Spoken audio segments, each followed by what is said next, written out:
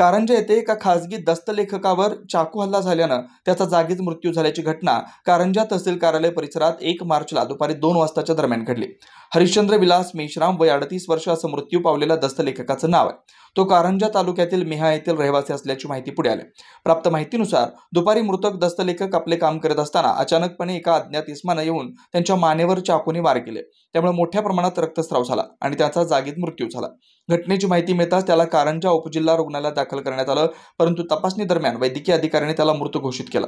दरम्यान घटनेची माहिती मिळताच शहर पोलिसांनी देखील घटनास्थळी धाव घेतली आणि घटनेची माहिती घेतली। दरम्यान वृत्त लिहेपर्यंत या संदर्भात पोलिसात फिर्याद दाखल करण्यात आली नव्हती। चाकू हल्ला केल्यानंतर आरोपी फरार झाला होता। याबाबत कारंजा शहर पोलिसांनी तपासाचे चक्र फिरवून प्राप्त झालेल्या तक्रारीवरून अवघ्या 5 तासात आरोपीला गजाआड करून आपल्या कार्याची चुणूक दाखवली आहे।